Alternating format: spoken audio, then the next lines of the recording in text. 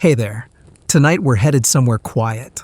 Not peaceful, just quiet in the way a siren sometimes stops just before the real danger begins.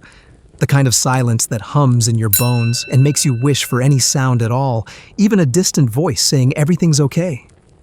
But tonight, no one says that. Because tonight's story isn't about heroes or endings. It's about the kind of day you wouldn't survive, not because you're weak, but because the system never cared whether you did or not. This episode is called Why You Wouldn't Last a Day as a Chernobyl Liquidator and More. If you're hearing this at an unspeakable hour curled under blankets with one headphone in and the other dangling somewhere near your collarbone, welcome. You're in the right place. Leave a comment and tell me where you're listening from and what time this strange story found you. I always like to know who else is still awake while we tiptoe through the most haunted corners of human history. If you'd like early access to more softly spoken collapses of bodies, empires, or basic human oversight, you'll find the Patreon link in the description. Now take a slow breath. Settle your shoulders. We're heading into the zone just like they did. Except you get to leave. You don't remember volunteering. In fact, you're pretty sure you didn't. But in 1986 in the Soviet Union, availability was enough. Someone read your name from a clipboard. Someone stamped a form. You were 23 maybe, or 40, honestly. It's already starting to blur. But you remember being told that your service would be short, necessary, heroic even. The only thing they forgot to mention was that it might also be your last day. You're in a bus. Or what used to be a bus. Its interior smells like wet upholstery and the kind of chemicals that only exist in countries that lie to their citizens about what chemicals they're breathing. The windows are fogged from inside, and no one talks. Not even the driver. When the bus finally stops, you don't hear a command. You just feel it. Everyone stands up at once, grabs their packs, and files out. Like instinct. Like a death march in silence. The first thing you notice when you step outside isn't the reactor. You can't see it yet. It's the trees. The leaves are falling, even though it's summer. There's a strange powder clinging to every surface. A fine dust that shimmers in the wrong kind of light. And there's the quiet.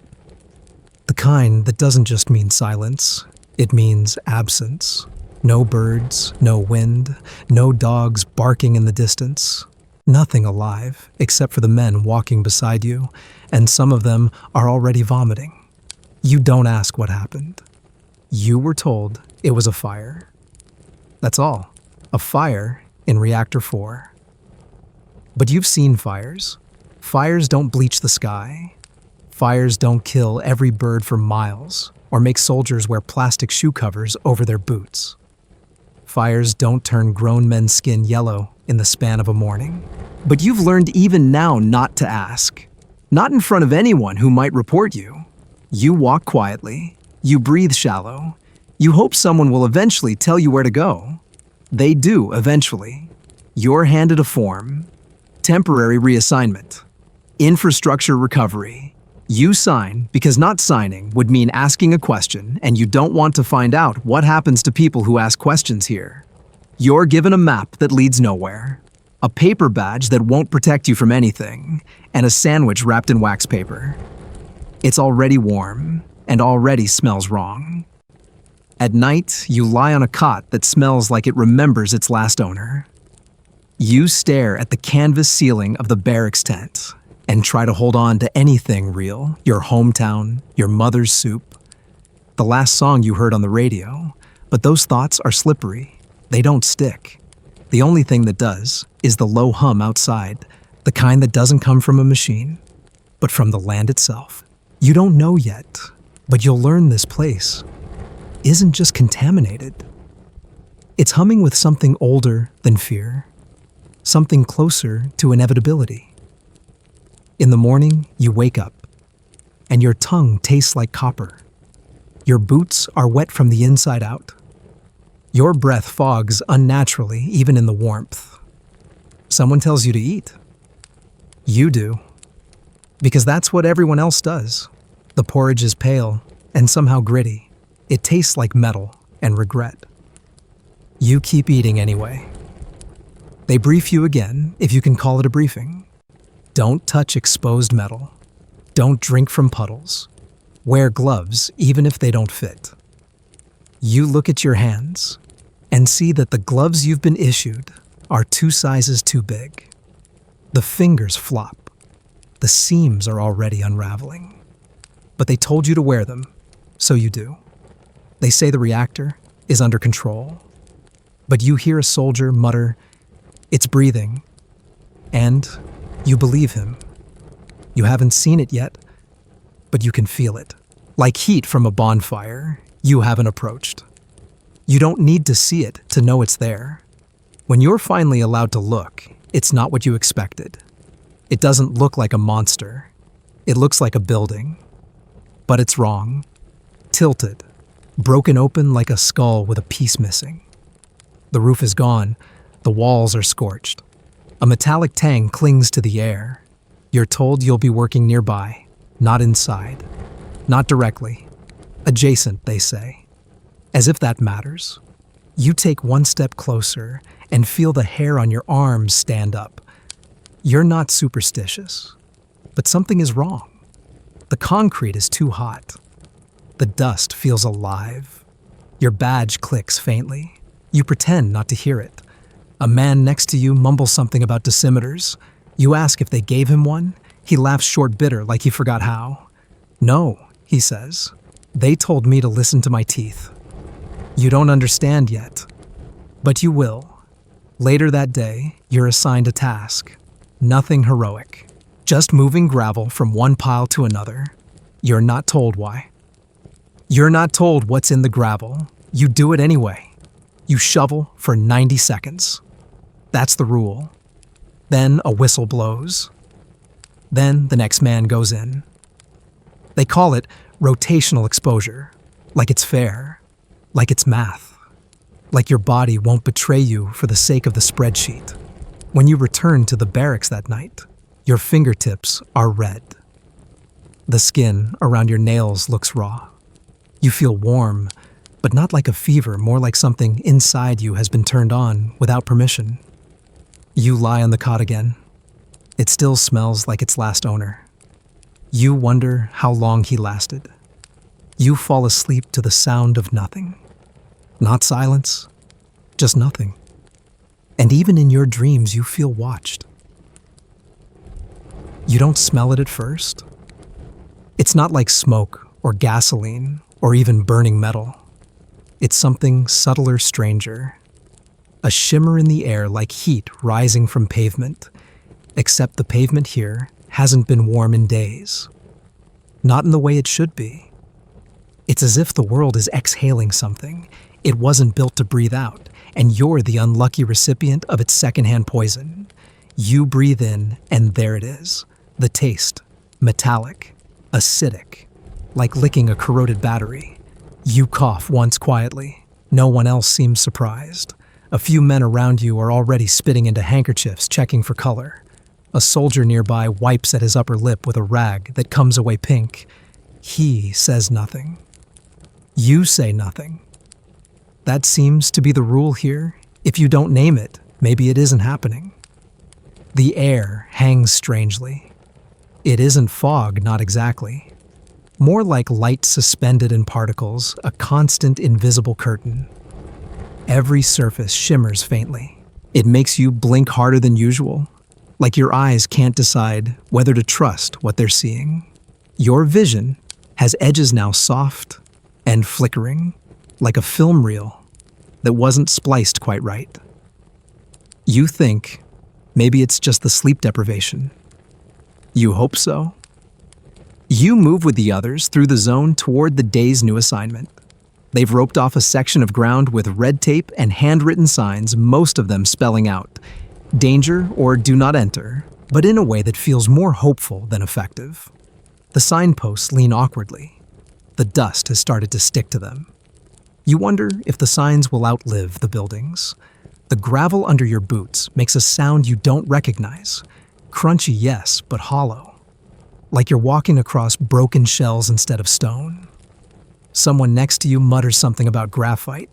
You've heard of it before, in chemistry class maybe. Now it coats the ground like frost. But this frost doesn't melt. It just waits. A man leans down to adjust a bootlace and touches the wrong stone. His glove slips. You hear him hiss, then curse. He shoves his hand into his jacket and keeps walking. You never see that hand again. The briefing had been vague. Do not touch exposed metal. Avoid standing water. Wear gloves at all times. And yet, the equipment you were issued doesn't quite follow its own advice. The gloves are too loose. The sleeves don't seal. The canvas around your waist gaps when you bend. You adjust your mask, if you can even call it that, and it slides sideways across your nose, doing little but offering the illusion of action. At one point, a medic passes by and hands you a cloth. Wet it, she says, and breathe through it if the air starts to sting. You ask when it will start to sting. She doesn't answer. She's already walking away. Later, someone tries to explain how radiation behaves, how it moves in waves, how it sticks to certain materials. He uses terms like alpha particles, gamma exposure, isotopic decay. You nod as if you understand. You don't. None of you do. You're not physicists. You're plumbers, janitors, factory men, a few ex-soldiers, one teacher, one poet. But here, those differences fall away. You are all just bodies that can still move, still carry, still lift. You walk past a crumbled wall that looks like it's trying to stand back up. The steel rods inside it are warped like tree roots. The concrete has black veins running through it, like something toxic tried to escape and failed. Someone jokes that the building looks worse than his apartment block back in Kiev. No one laughs. You take a short break by what might have once been a school. The windows are gone. The swings out back are still, but the chains glisten as if they've been sweating. You sit down on a chunk of broken tile, and it feels warm. Not sun-warmed, warmed from inside. You stand back up. Someone hands you iodine tablets. You're told to chew them, not swallow. They're bitter and chalky, and they stick to your molars like glue. You don't know what they're for. You take them anyway. Some men got none at all. Around you, there's a sense of dull movement, men going through routines with mechanical precision. Sweep, shovel, carry, dump. Wipe, sweat. Repeat. No one talks much. Conversation takes energy, and besides, it draws attention. The officers don't like too much talking. It's hard to control rumors once they get loose. You're told the levels are within tolerance. That's the phrase they use like it's blood pressure or tire pressure. But your badge clicked louder yesterday, and today it barely ticks at all. That's not a good sign. You don't know what it means, but the silence feels louder than the noise ever did. There's a man who walks the perimeter with a handheld meter. You watch him check walls, pipes, even the dirt. Sometimes he frowns. Sometimes he just walks faster. You ask him once what the numbers mean. He just shrugs. Doesn't matter. They'll send us in anyway. He's right. That afternoon, you're moved closer to the reactor. They tell you it's zone adjacent, which sounds safe if you say it fast enough. But the ground is soft here, spongy, like walking on a bruise. The air smells electric, like ozone and metal and something that has no name, because it was never meant to exist. You try not to breathe too deeply. Someone throws up into a ditch. No one reacts. A medic walks over, hands him a new rag, and walks away. That's the whole procedure. Now acknowledge, replace, move on. Your boots stick slightly to the earth as you walk. There's a strange suction. You realize that beneath the dust is a thin layer of melted asphalt, plastic, and tar, and something else fused into a paste. The ground here melted. The earth here changed. A thought crosses your mind. How long until you do too? That night, back in your cot, you dream about trees. Not the blackened ones outside, but real trees, green, full, loud with wind and insects. You wake up to silence and the smell of industrial soap. Your throat is sore. Your nose bleeds briefly, then stops. You don't tell anyone. Someone in your barracks coughs hard and wet. He spits into a rag, then hides it under his mattress. You don't ask. You don't want the answer. Your uniform arrives in a canvas sack that smells like old soap and mildew. The man handing it out doesn't speak. He gestures. You hold out your hands, and he drops it into your arms like a sack of potatoes. It's not folded. It's not even the right size. It's damp, heavy, coarse. As you unfold it, dust spills out gray, sticky, and already clinging to your skin. You try not to think about where it came from. They call it a uniform, but that's generous. It's more like a tarp with sleeves. The fabric is stiff, creased in places it shouldn't be, and worn thin where it matters most. The jacket buttons are mismatched, some broken, others engraved with initials from previous owners' men who may or may not still have hands. The trousers are cinched with a drawstring that's already frayed. The crotch is too tight, but the waist is too wide. The boots don't match. One is cracked. The other is soaked from the inside. You're told to suit up. Everyone else already is. You slide into the gear with hesitation, like slipping into someone else's skin. The lining itches immediately. The seams scratch at your wrists and hips. The collar is too stiff, cutting into your neck when you turn. You try not to fidget. It draws attention. You're also given gloves too large, no insulation. The fingertips hang loose, making every task feel clumsy, imprecise. Some men wrap gauze around their wrists to keep the gloves from sliding off. Others use rubber bands. One man uses string from a broken bootlace. Resourcefulness is rewarded here. Comfort isn't. Then there's the headgear, a hood of sorts made from the same rough canvas with a mesh front that distorts your vision slightly. It's hot inside.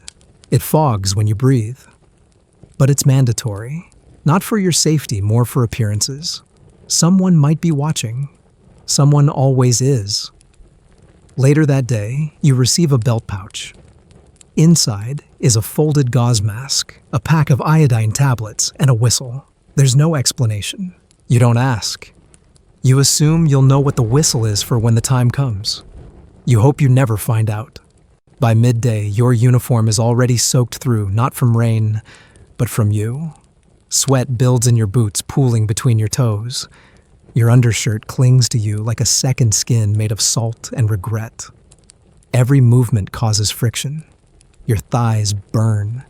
Your armpits sting. You begin to understand that this uniform isn't meant to protect you. It's meant to keep you contained, distinct, identifiable, replaceable. At one point, you squat to pick up a tool, and the seam at your knee gives out with a quiet rip. No one hears it over the crunch of boots on gravel. You tug the fabric back into place and pretend it didn't happen. The breeze stings the exposed skin. A man nearby asks if your jacket smells like vinegar.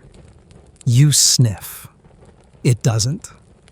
It smells like metal mold and something sour you can't name. He shrugs and says his last jacket smelled like ammonia. You exchange glances. No words. Then he adjusts his gloves and walks away.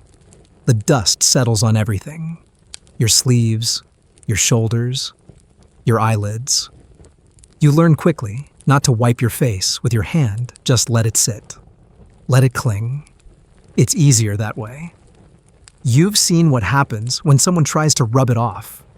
One man scratched at his neck for 10 minutes. Now he has a bandage there. You don't ask what's underneath. The itching gets worse as the day goes on.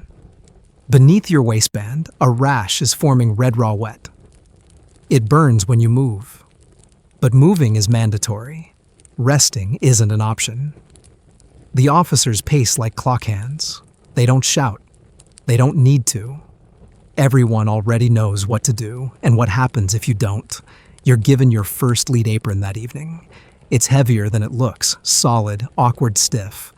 It drapes over your shoulders like a shroud. You're told to wear it during high exposure periods. You're not told what those are. No one is.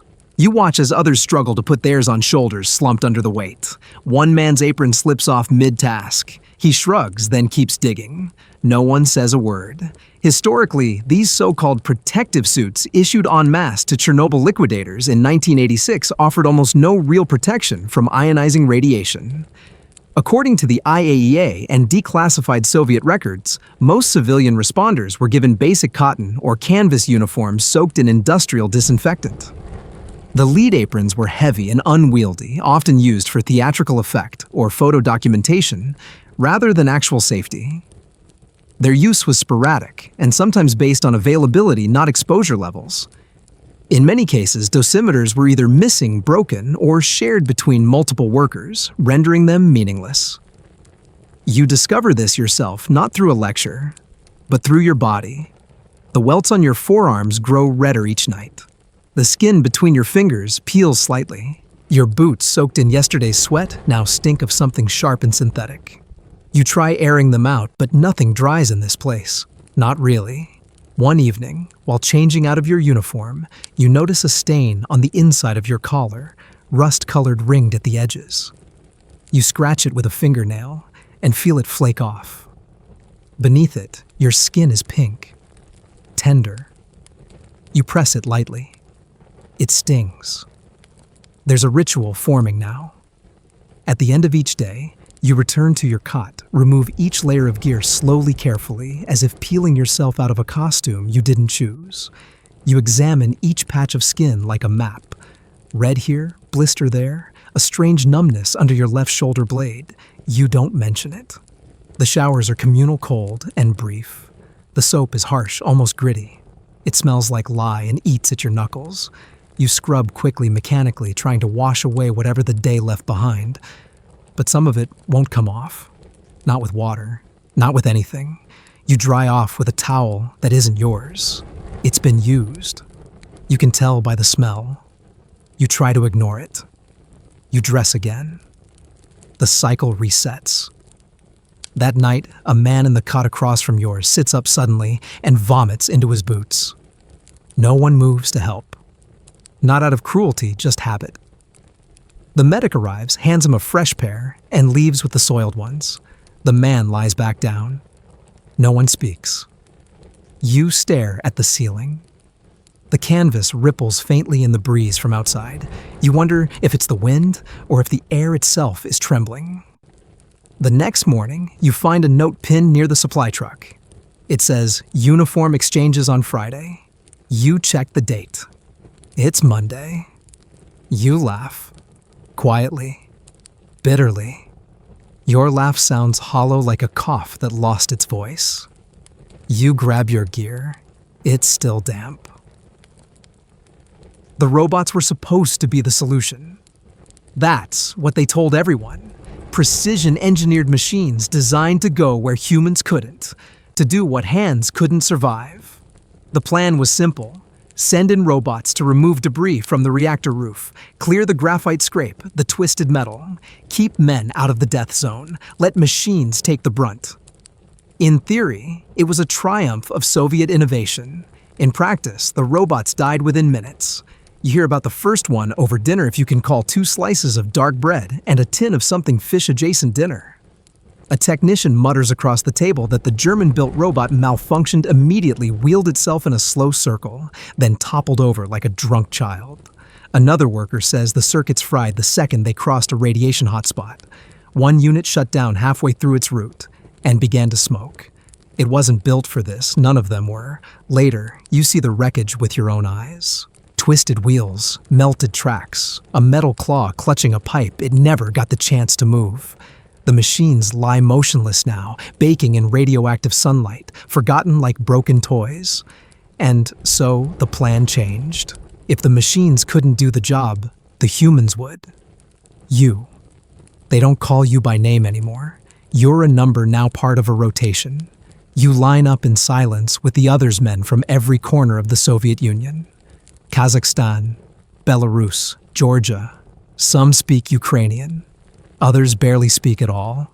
It doesn't matter. Your orders are the same. When the whistle blows, you run, you grab, you shovel, you retreat. 90 seconds, no more. You watch the first man go.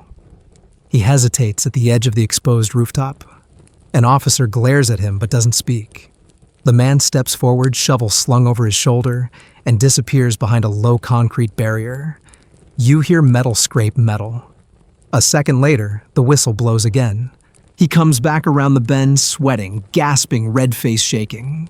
He drops his shovel and walks away, staggering slightly, like his joints don't quite belong to him anymore.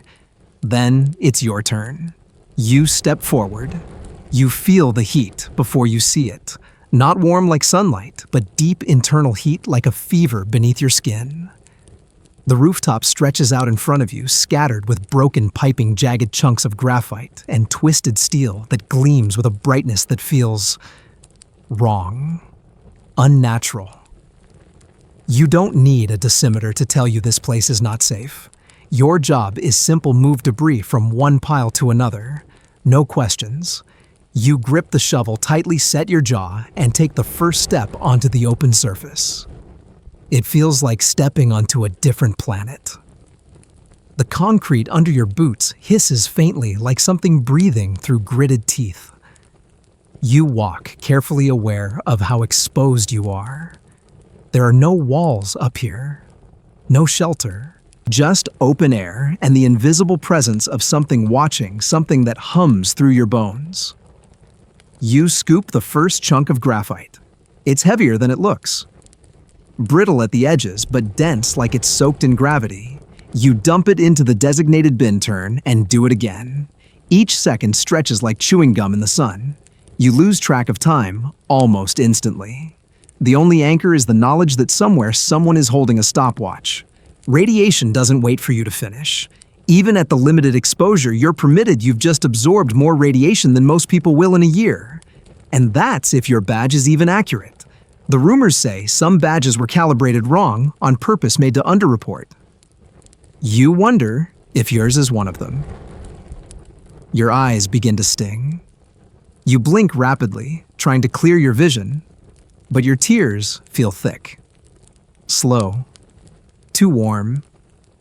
You trip slightly, your boot catches on a piece of rebar. You stumble, hit the concrete with your knee.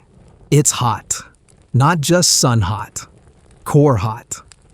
You cry out without sound, just a dry exhale. You get back up. You keep moving. The whistle hasn't blown. You finish your task and start heading back. Your shoulder aches. Your fingers are numb. You want to take off your gloves just to breathe, but you don't. You know better now. When the whistle finally sounds, you're already at the edge. You step off the roof, and the officer writes something on his clipboard without looking at you. No words, no nod, just data. You're told to sit, to eat, to rest. You do none of those things. You sit on a low wall and stare at your gloves. The fingertips are worn through. The skin underneath is red. Your uniform is scorched at the knees from your fall.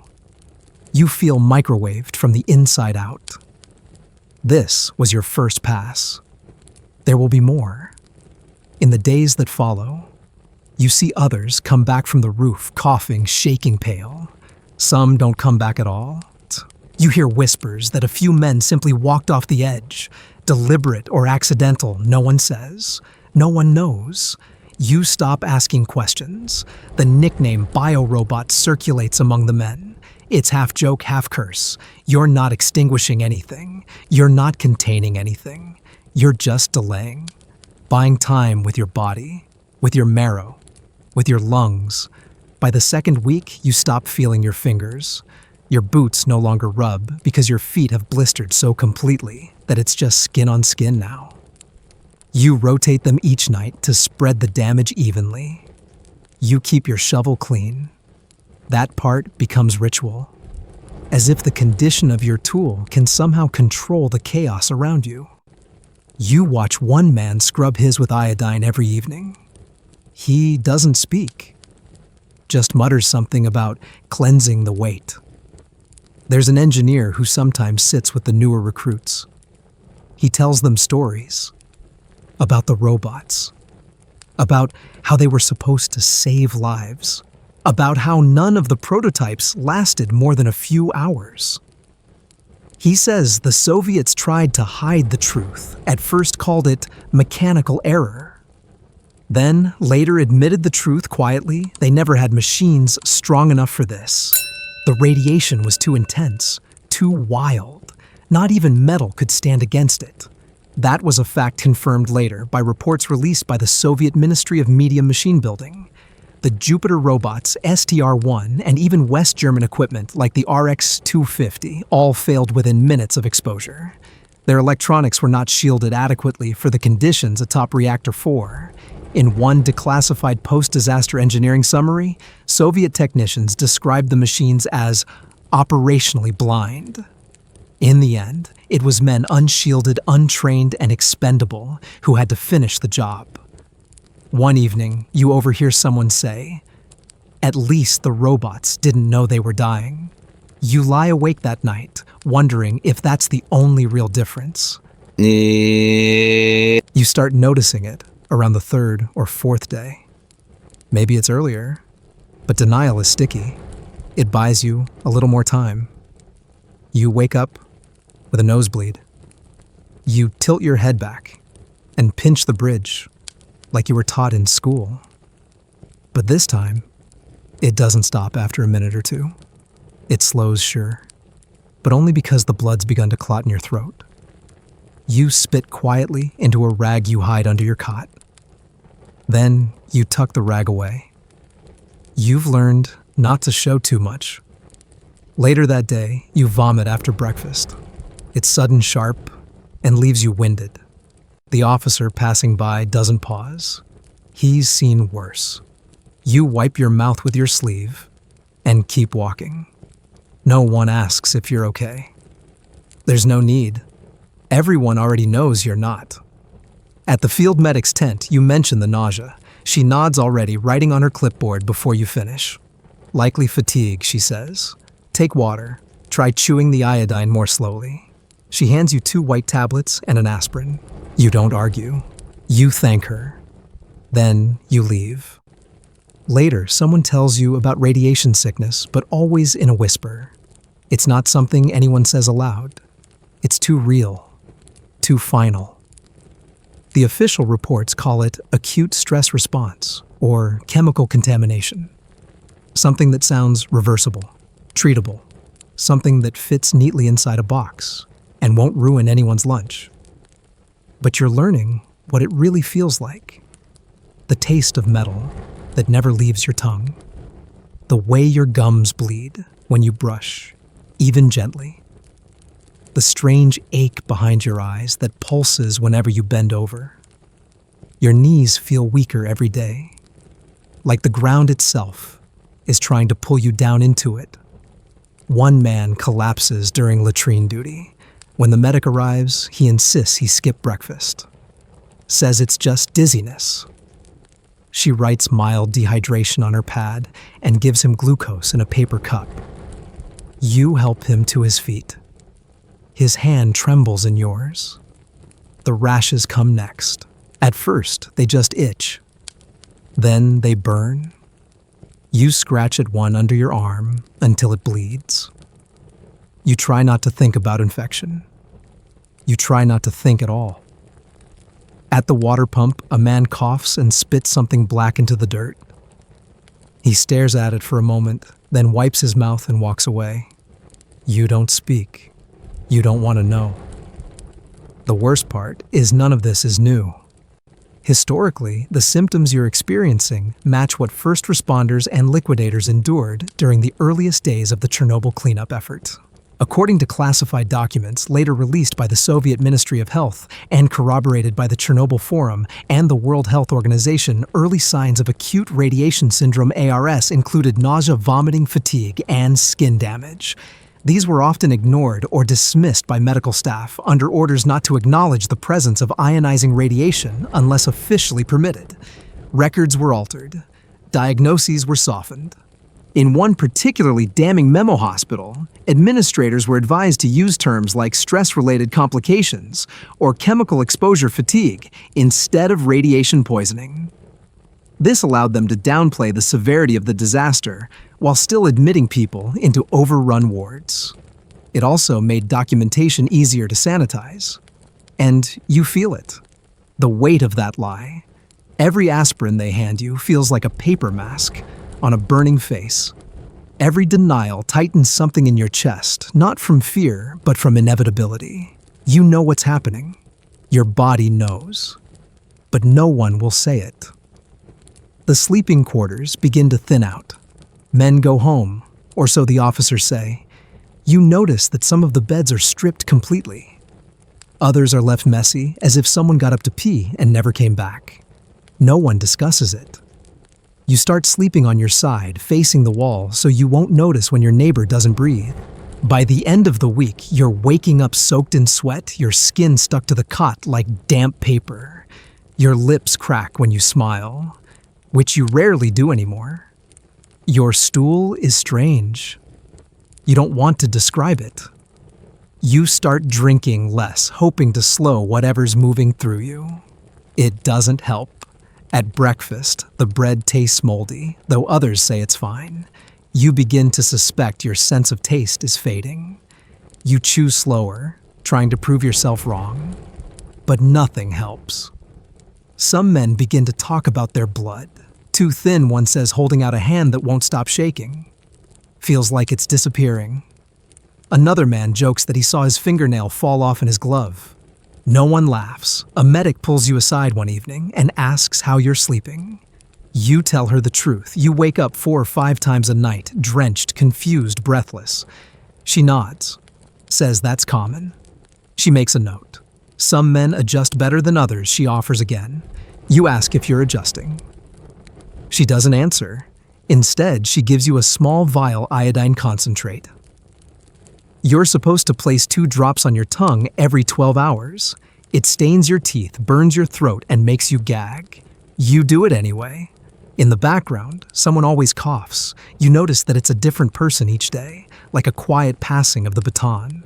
One afternoon, you're called to a meeting not formal, just a cluster of men around a truck bed. An officer reads names, assignments. One man asks if the shifts are rotating again. The officer shrugs. You'll know tomorrow, he says. Then he walks off.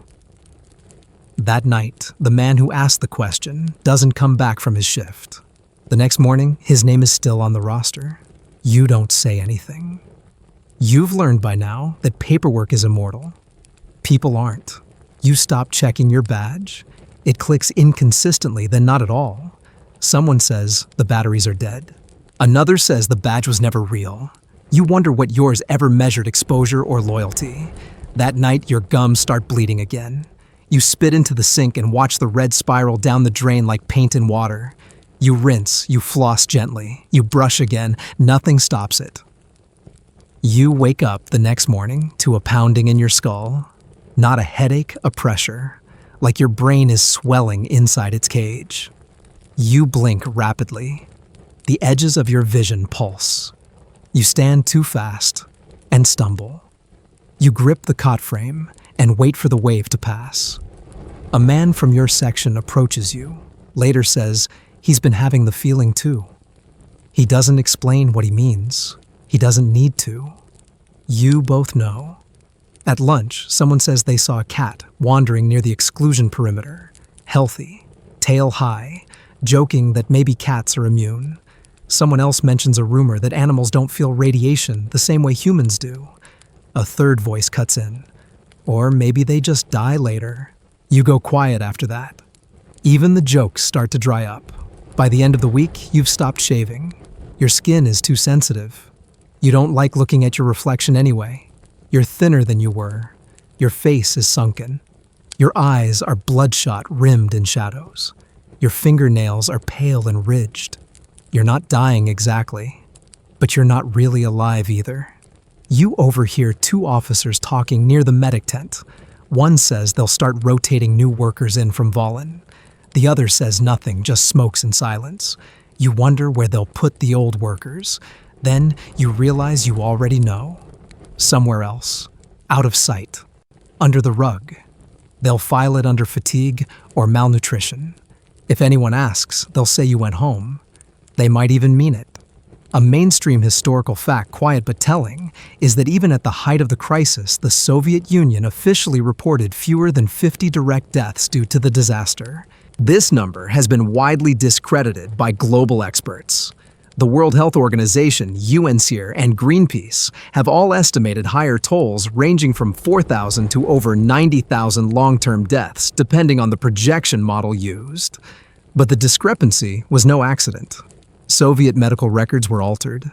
Diagnoses were reworded. Death certificates listed secondary infections or respiratory failure, anything but radiation. So, when your vision begins to fade at the edges, and your teeth ache when you bite into bread, and your skin peels in soft, shiny sheets, you learn not to mention it. Not because you're brave, but because you're smart. Speaking out won't save you. It'll only remind others how vulnerable they are. One night, you dream of light, not sunlight, but something whiter, brighter, angrier. You wake up gasping. The cot beneath you damp. The pillow soaked. You sit there breathing like a bellows and realize something new has arrived. A new phase.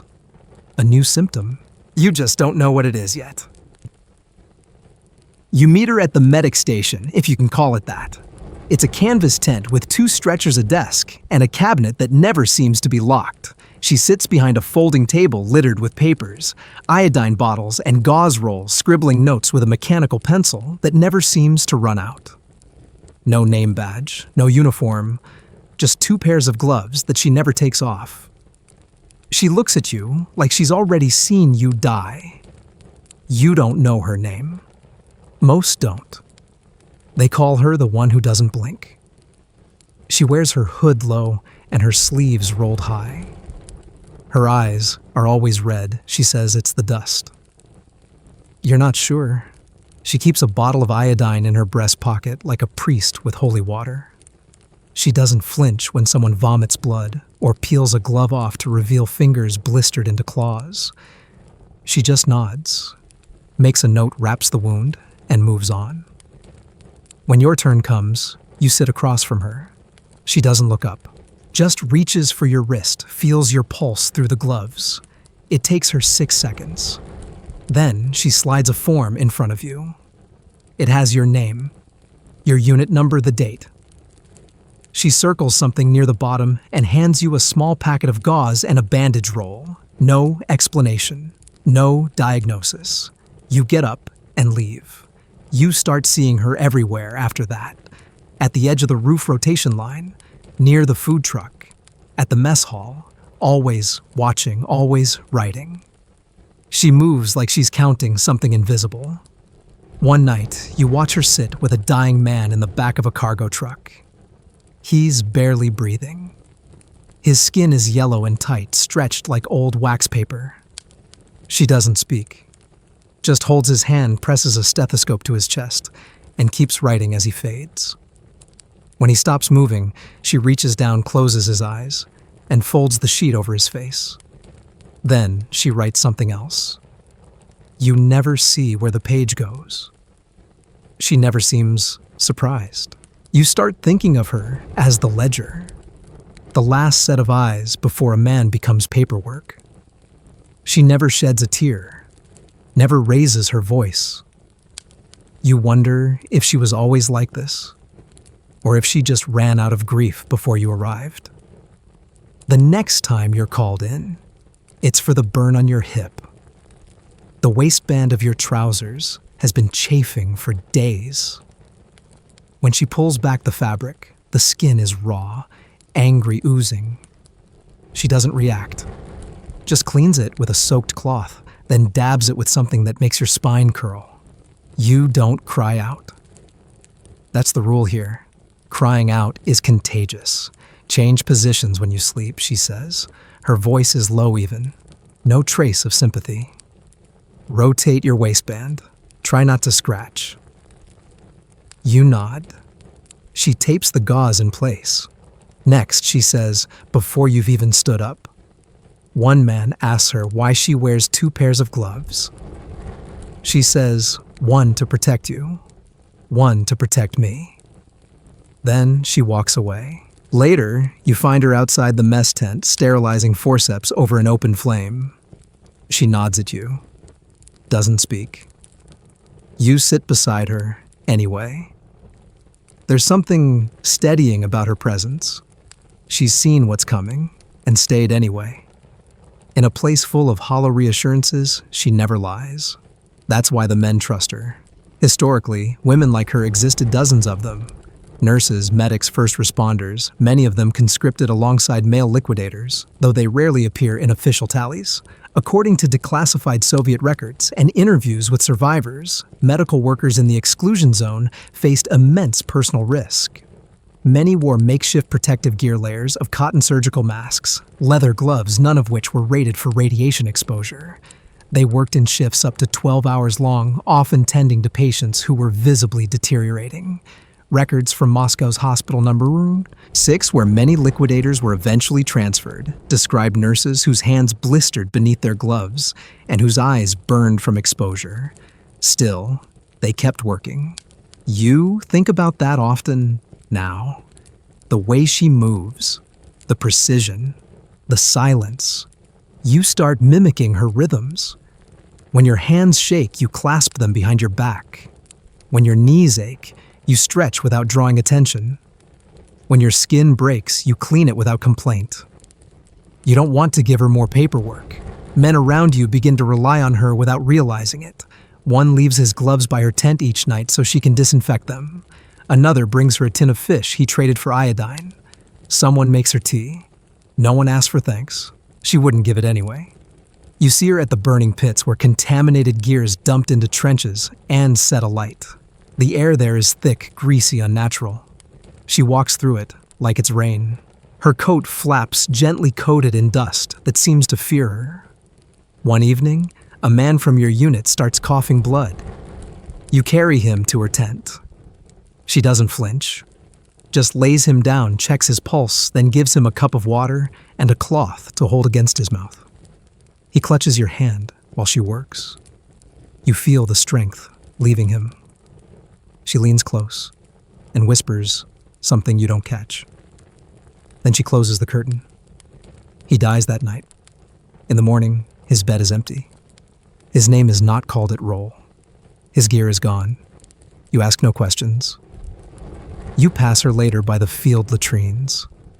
She's rinsing her gloves in a basin of cloudy water. She meets your eyes for a moment. There's something in her stare, not fear, not anger, just weariness. A kind of depth that makes you think of deep water in winter. Are we getting better, you ask, before you can stop yourself? No, she says. Then she returns to scrubbing. That night, you dream about a clipboard filled with names you don't recognize. You see her hands turning the pages, each one marked with symbols you don't understand. You wake up sweating, your mouth dry, your skin tight across your ribs. Later that week, someone says she was a surgeon once. Another says she lost a brother at the plant. A third claims she's not even supposed to be here, that she stayed after her shift ended, just kept showing up until they stopped questioning her. You believe all of it. None of it. She's not here for the rumors. She's here for the facts. And the facts in this place are people. Another mainstream historical fact, often buried beneath the headlines, is the role of Soviet medical staff during the Chernobyl crisis. Many of the field medics and nurses on site in the initial weeks were given no specific training for radiation trauma. They improvised, relying on triage instincts, battlefield medicine, and sheer repetition. According to oral accounts collected in Voices from Chernobyl and hospital reports from Pripyat and Kiev, these medics often became the first and last human contact for dying workers. They rarely received formal honors. Most simply went back to work. A few never left. You start writing things down now, like she does. Just small notes, symptoms, dates, names. You keep them folded in your breast pocket, like talismans. Not for evidence, for memory. You know you're slipping. You forget your shift number. You forget the day. Your boots don't feel like they fit anymore. But you remember her voice low and even saying, "Don't scratch." You hold on to that. She keeps showing up. So you do too. Even when your hands shake. Even when your skin splits. Even when you forget why you started. They tell you one day, without ceremony, that you'll be receiving a medal.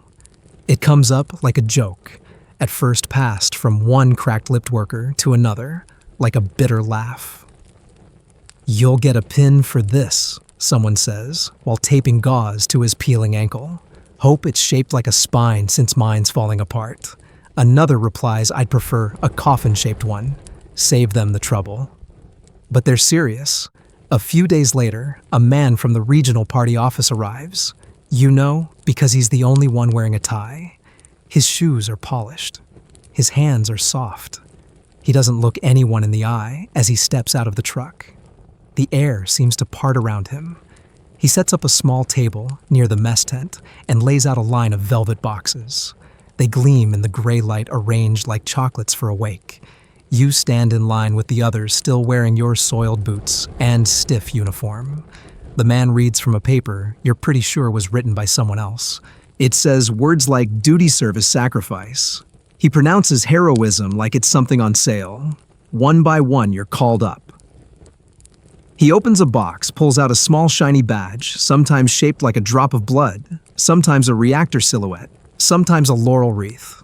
He pins it to your jacket, smiles, moves on. No speech, no applause, no certificate, just the badge and a nod. You're dismissed before you even step away.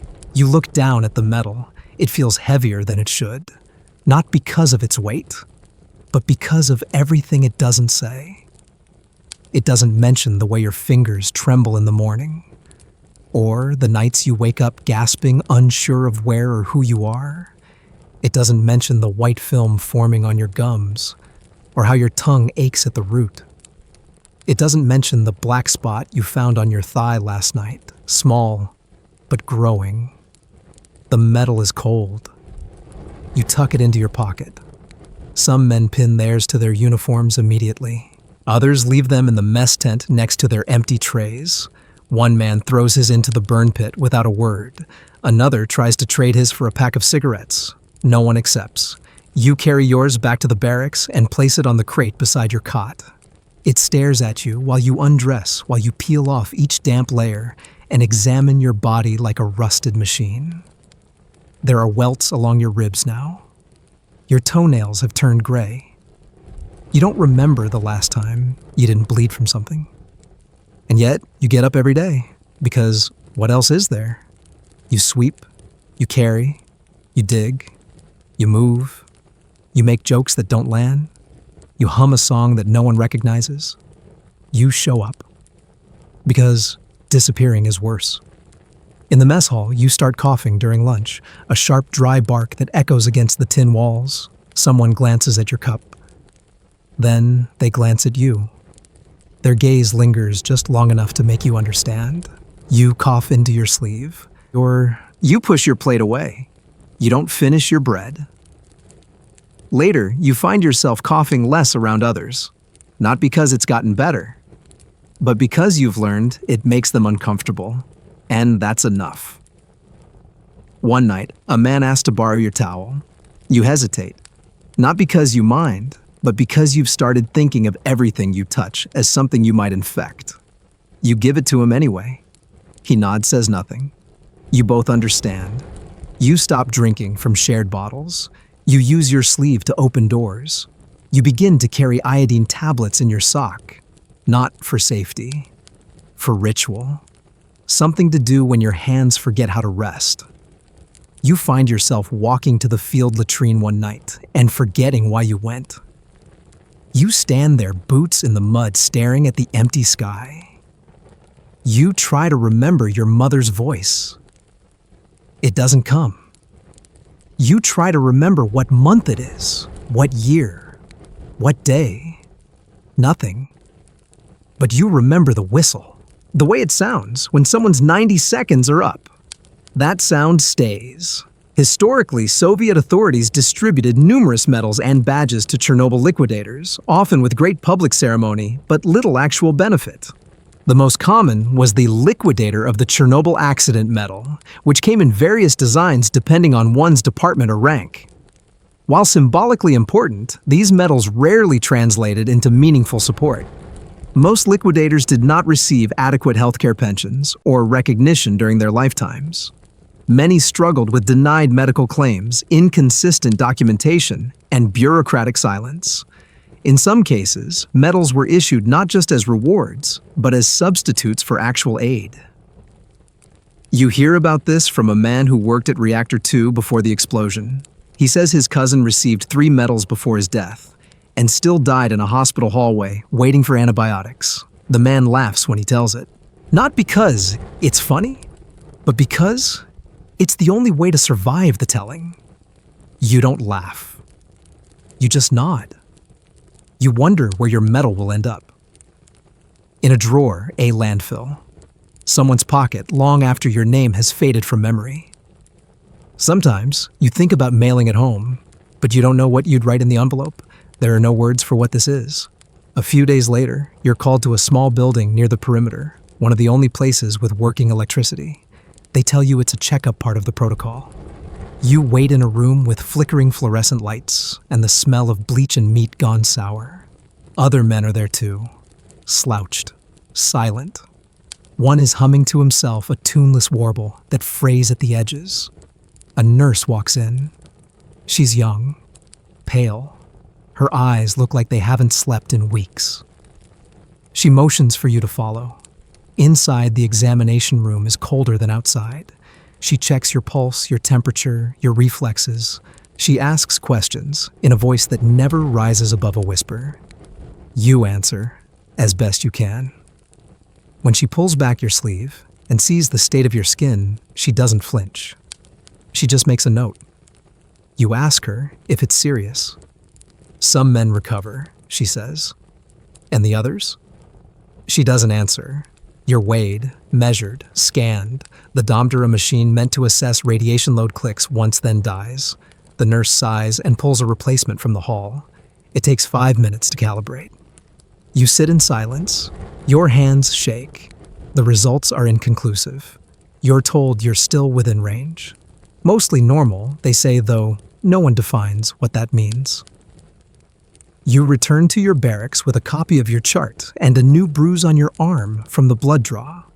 You don't look at the paper. You just fold it into a square and place it under your mattress.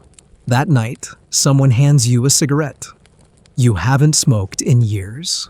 You light it anyway. The taste is bitter and hot and makes your head swim. You finish it to the filter. Then you go back to work.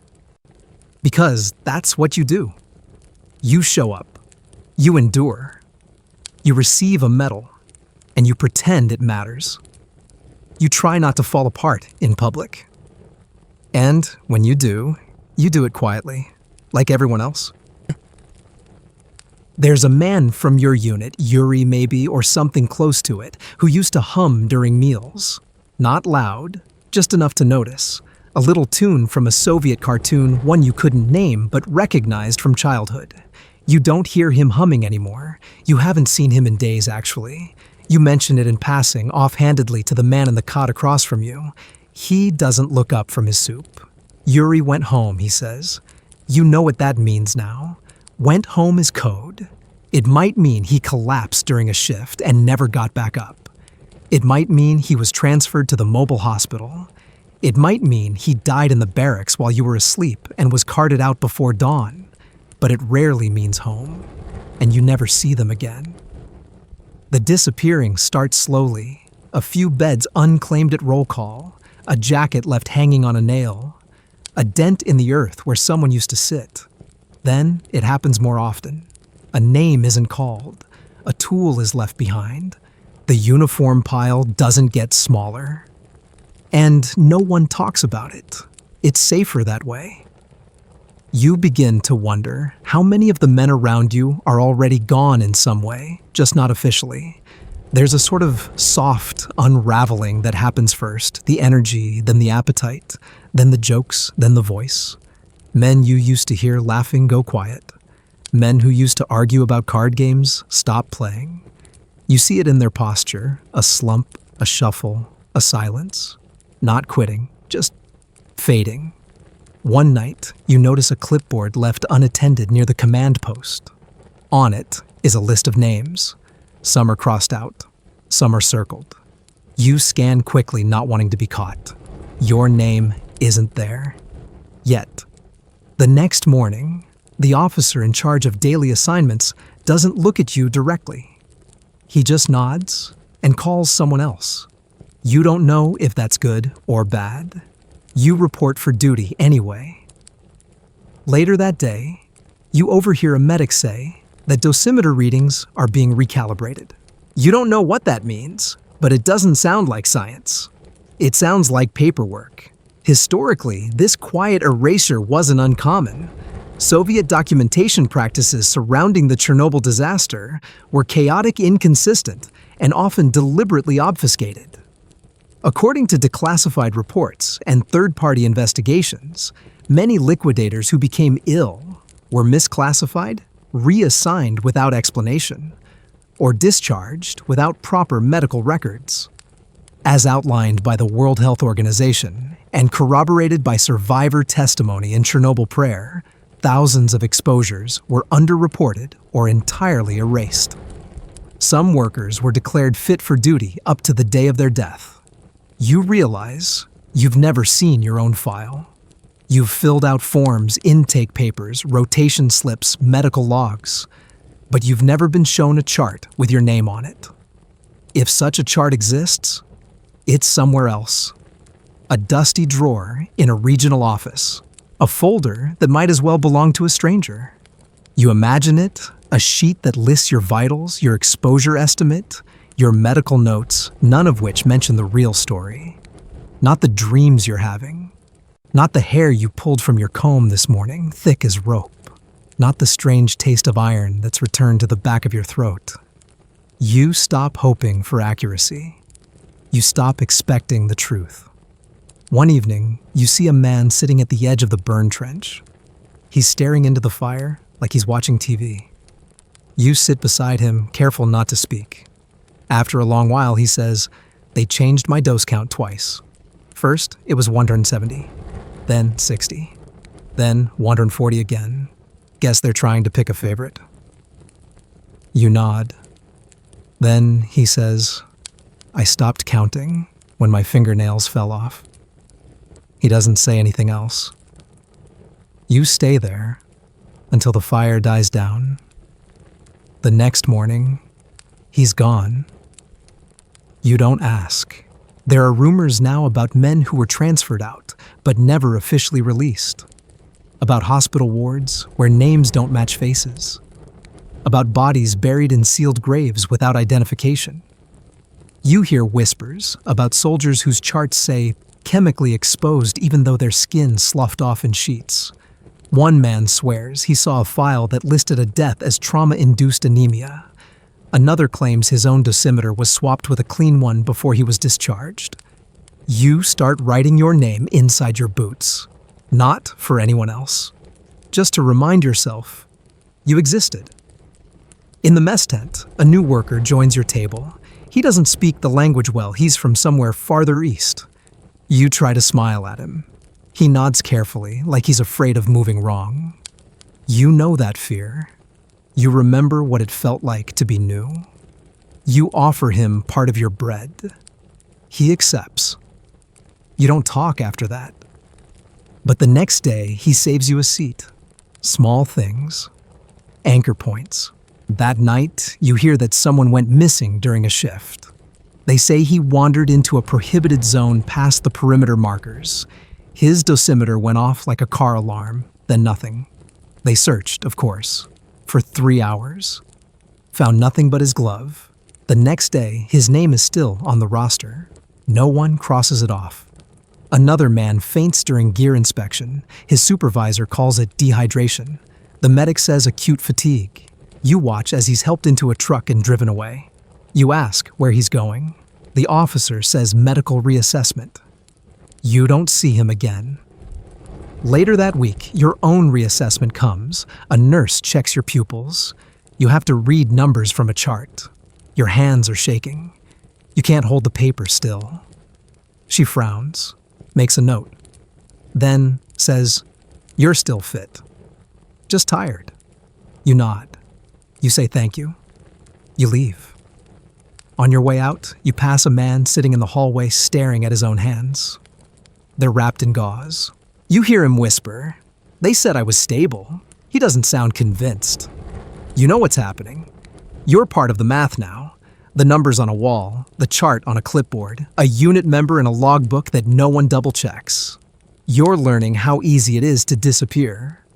Mainstream reports confirm that liquidator records were often manipulated to maintain morale, control panic, and limit liability. According to UN documentation, some exposure levels were adjusted post-disaster to match official safety narratives. The term fit for duty was loosely applied, sometimes based on appearance, or the ability to stand rather than medical data. Many liquidators died without official recognition or adequate medical care. Their families received vague letters or were asked to sign non-disclosure documents in exchange for modest pensions. You start watching your own reflection less. Not out of fear, but futility. Your face is changing. Your gums are swollen.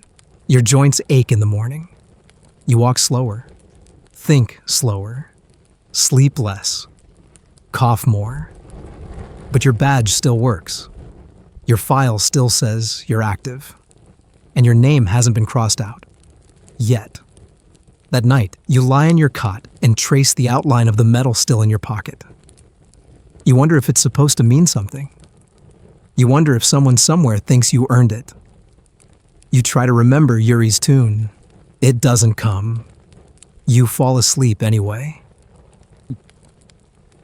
You've always thought of Japan as clean, orderly, balanced. Not perfect, no country is, but precise in a way that comforts you. But then, someone in the tent tells you about what happened there, not decades ago, but recently. Not Hiroshima, not Nagasaki, Fukushima. A different reactor, a different disaster, a different silence. They say the ocean pulled away from the shore first, that the tsunami came not with a roar, but with a wall. That when the waters receded, they left behind broken homes, stranded boats, and one heavily damaged nuclear plant with a name the world would learn all too quickly. You can't imagine it, but you listen. And then comes the part that catches your breath. When the situation grew dangerous and young workers began to fall ill or hesitate to return, a group of retirees stepped forward. Elderly engineers, former plant operators, mechanics, people in their 60s and 70s. They volunteered to go into the danger zone not because they were asked, but because they insisted. They called themselves the Skilled Veterans Corps. They said, "We're already old. We've had our lives. Let the young live theirs." You picture a man in reading glasses buttoning up a faded uniform, a woman with arthritic fingers typing in reactor diagnostics on a dusty keyboard, people who hadn't held a wrench in years reaching for tools like old friends. You imagine the quiet resolve of a generation that remembers what it means to show up. And you wonder just for a moment what the disaster here at Chernobyl might have looked like if the first ones in had chosen to be. Because you weren't given a choice. You were pulled in by geography, by a clipboard, by availability. You were 23 or 43 or just unlucky. No one asked whether you understood the risks. No one offered you the chance to decline. But in Fukushima, they volunteered. The story is real.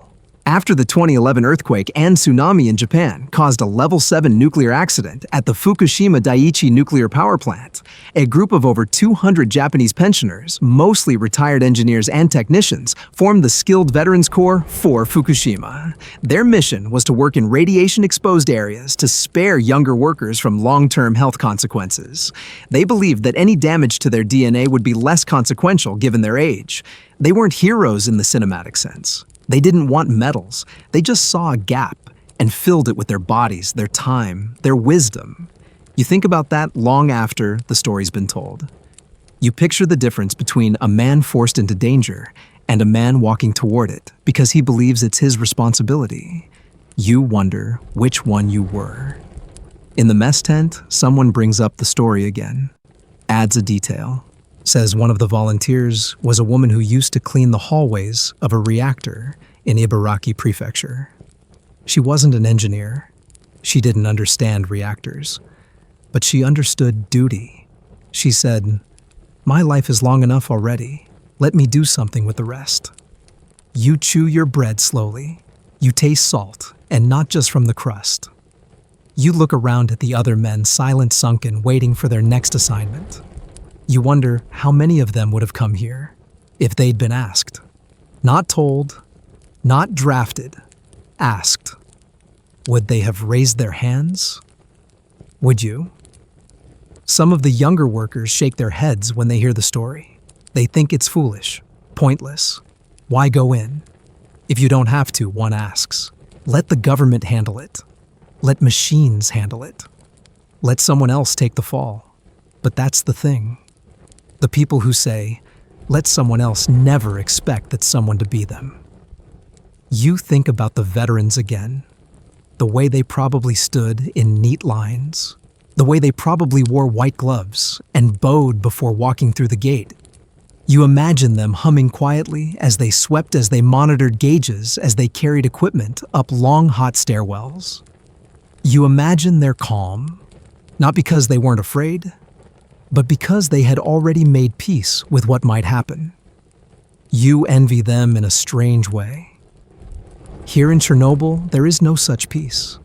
Just orders, just schedules, just rotations that keep circling like the hands of a broken clock. You go out for your next shift, and your feet drag slightly. Not because you're tired, though you are, but because you don't know what you're walking toward anymore. You don't know where the edge is. At the pit, someone hands you a new shovel. The old one snapped. You grip it tightly. You breathe through your sleeve. You watch the dust fall in slow motion. There is no ocean here, no wave, no warning, but there is always damage. Later that night, the lights in the barracks flicker once then again. Then they stay off. You sit in the dark, the smell of metal and iodine rising from your skin, and think about people who stepped forward willingly, who signed their names without being asked, who walked into danger so others wouldn't have to. And you try not to be bitter, because sometimes it's the ones who choose to carry the weight who understand it best. You hear about them one night, not from an officer or a teacher, but from a man with a cough so rough it sounds like gravel grinding in his lungs. He used to be a school teacher, he says, back when books still mattered more than badges. He's the one who tells you about the nurses in Hiroshima, the ones who didn't run. You imagine it slowly because you must like unrolling a photograph with trembling hands. The year was 1945. The city was ordinary, in the way cities often are, before history sinks its teeth in. There were schools, bakeries, trams, families hanging out laundry, children walking to class with satchels and dreams. And then light. Not daylight, not lamplight. Something else. Brighter than anything nature ever invented. Brighter than understanding. Brighter than memory. They called it a flash, though that word doesn't carry the weight it should. It was the detonation of Little Boy, the uranium bomb that wiped out approximately 70,000 lives in an instant and condemned thousands more to a slower, quieter descent. Skin sloughed off, eyes burned blind, shadows scorched into pavement. And yet amid all that ruin, there were nurses who stayed. Some didn't have a choice, they were already in hospitals. Others arrived later, walking through fallout like ash rain trying to find survivors, not knowing what radiation sickness was, not understanding that the light wasn't done with them yet. You sit up straighter on your cot, the air around you thick with the memory of what's been shared. The tent is quiet. Outside, a dog howls, then nothing. Inside, the teacher-turned-liquidator pulls out a worn notebook. It's full of names, dates, fragments. You catch a glimpse of Kanji, the character's delicate, deliberate. He says it's from his student days, a record of those first responders in Japan who didn't blink, didn't flinch, just kept working. One nurse was named Setsuko, another Yoshiko. You hear the names not in glory, but in grief, because they didn't know. They had no protective gear, no iodine tablets, no decontamination units, no understanding of what was now woven into their skin.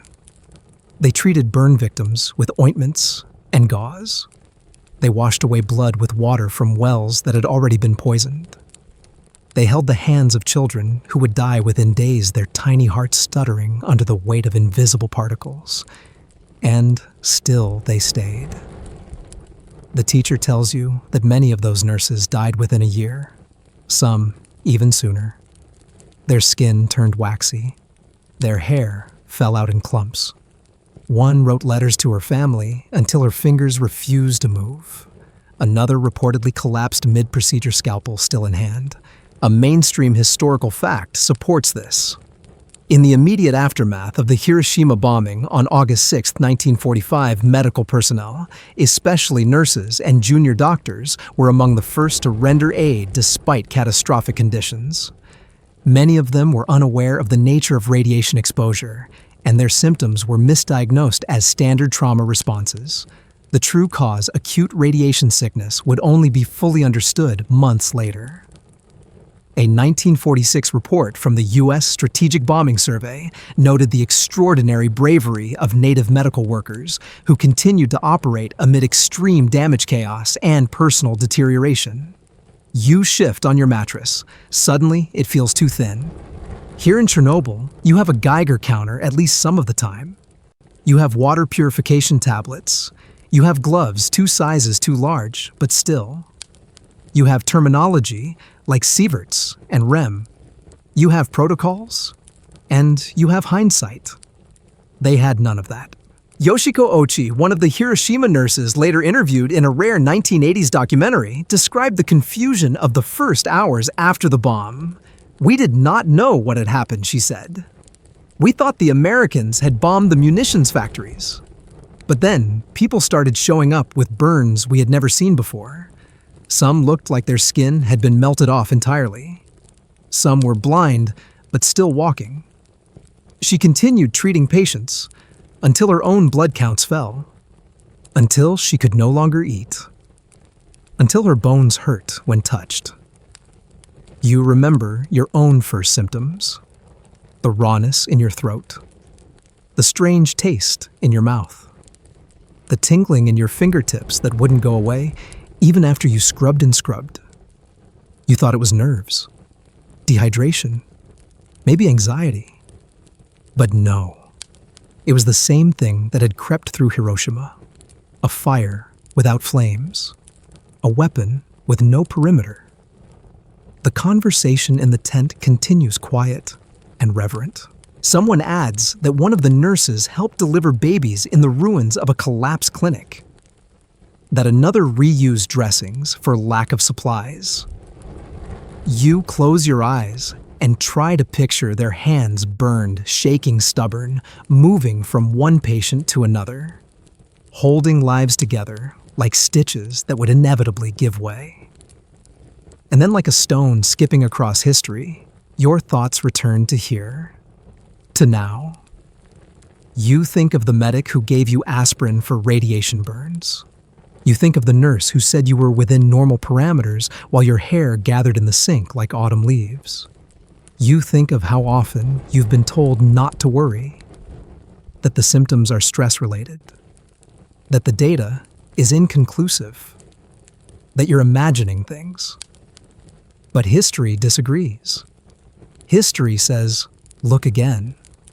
Scholars still debate whether the long-term effects of low-level radiation exposure were understood well enough in either case, Hiroshima or Chernobyl.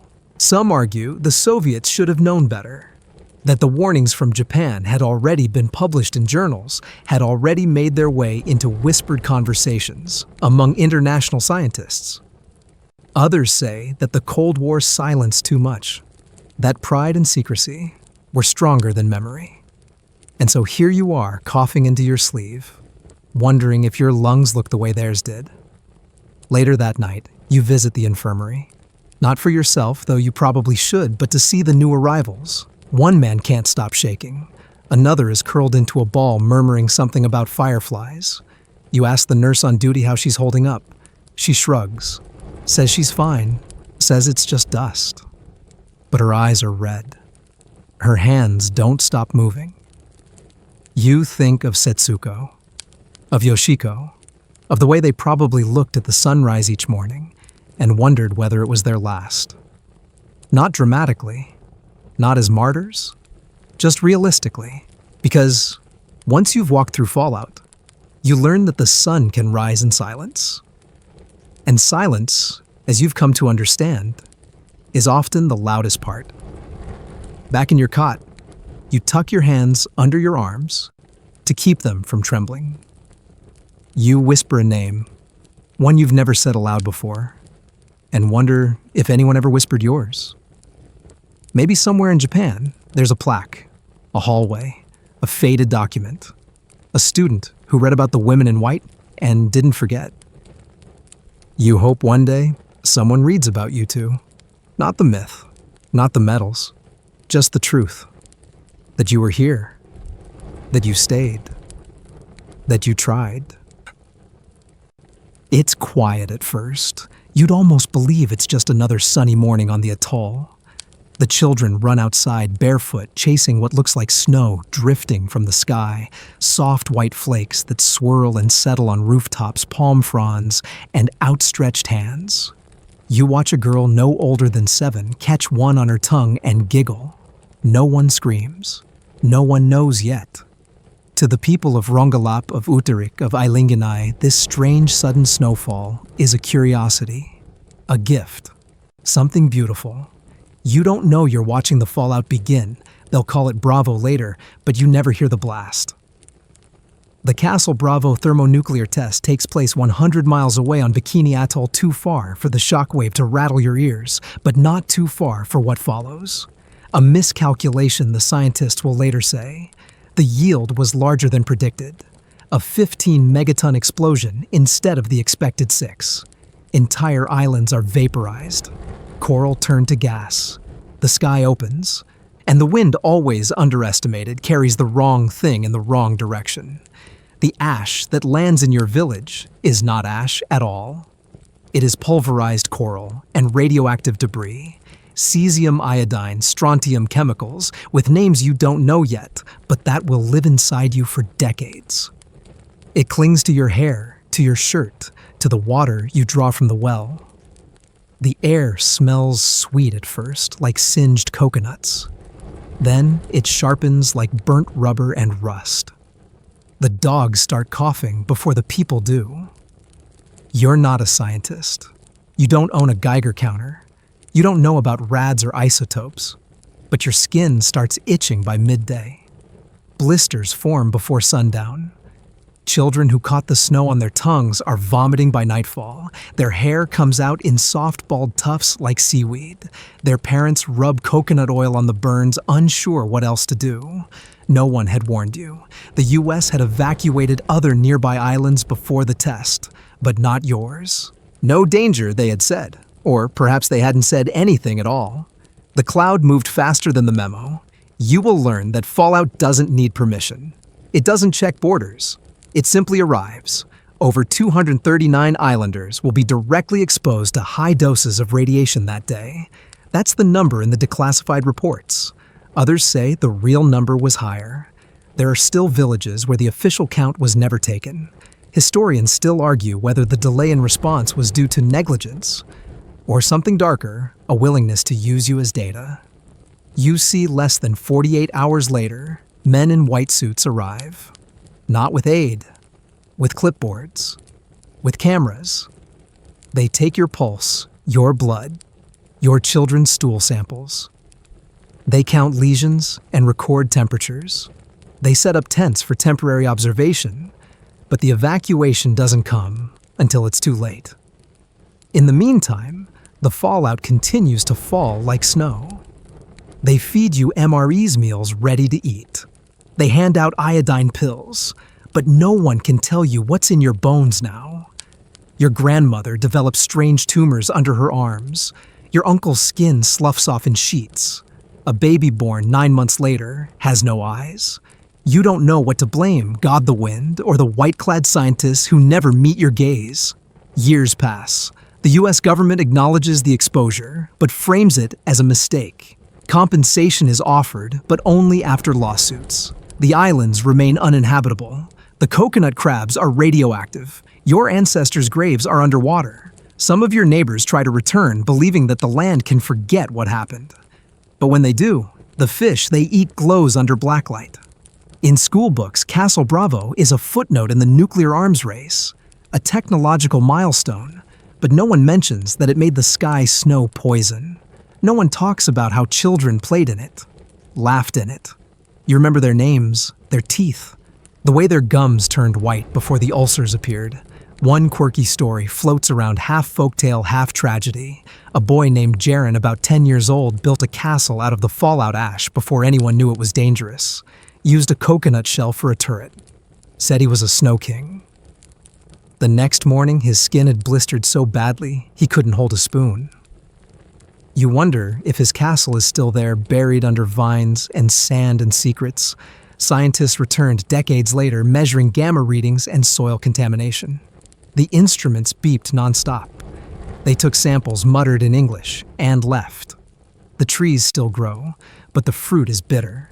Some say the mangoes changed flavor, too sweet, too sharp, like they absorbed the memory of the blast. Even now, you find flakes of white in old fishing nets. You keep a glass jar with some of it tucked away, labeled only the day the snow came. You don't tell your children what it really is. Not yet. They ask, and you say it's coral dust. You want to believe that. You want to pretend that the world is not made of detonations and silence. But when you sleep, you dream of clouds that do not belong to weather. Mainstream historical fact. On March 1st, 1954, the US detonated Castle Bravo, its largest ever nuclear test on Bikini Atoll in the Marshall Islands. Fallout contaminated nearby atolls, including Rongelap and Udarik, exposing hundreds of residents and 23 crew members of the Japanese fishing boat Daigo Fukuryu Maru to dangerous radiation. The long-term health impacts were devastating, and lawsuits, medical studies, and compensation programs followed for decades. Quirky historical tidbit. Some Marshallese children initially mistook the white radioactive fallout for snow or baby powder and played in it, leading to acute radiation syndrome. One village even hosted a celebration before realizing they were covered in toxic debris. Scholarly debate. Historians and ethicists still argue whether the US government's response was a tragic oversight or a deliberate experiment in human exposure. The term Project 4.1, discovered in declassified documents, remains controversial. Was it a planned study of radiation effects, or a hastily labeled afterthought? When you step outside now, decades later, the ocean looks the same. The water glows blue. The sky is quiet. But you know better. You know what it means to live inside a memory the world refuses to keep. You carry it in your blood, in your teeth, in the strange dreams that wake you just before dawn. You think back to the girl who caught the flakes on her tongue. You don't know what happened to her, but sometimes, when it rains, you swear you hear laughter, faint, distant, like it's falling from the sky, all over again. You're tired of the dust, tired of the marching, tired of the sun. But mostly, you're tired of the thirst. Being a legionary in Caesar's army isn't glorious. It's not toga speeches and laurel crowns. It's sore feet, knotted leather, and the taste of old iron in your mouth. When the order comes to make camp, you hope for two things: shade and water. You get one. A mule kicks up a cloud near the road, but beyond it lies a glimmer of something better, an aqueduct. Fresh water, Roman-made, piped across miles of hills and stone. You cup your hands beneath the stream. It's warm, but clean. You drink deeply, and you drink lead. You don't know it, of course. No one calls it that. They call it plumum. It's in the pipes that deliver your water, the glaze on your bowl, the solder in your canteen. It's even in the wine they hand out at camp, sweetened with a syrup called sapa, boiled down in lead pots until it's thick, metallic, and oddly delicious. You think it gives the wine character. Your centurion says it keeps the stomach strong. You keep drinking. Back then, Rome didn't see lead as a poison. It was a gift. Malleable, abundant, impervious to rot. The perfect metal. Engineers used it in everything: roofing, coins, armor, clasps, amphora seals. The water you drink each morning flows through miles of lead-lined channels carefully designed by Rome's best minds. You admire their precision. You don't question the aftertaste. Mainstream historical fact. The Roman Empire widely used lead in its infrastructure, especially in aqueduct systems and cookware.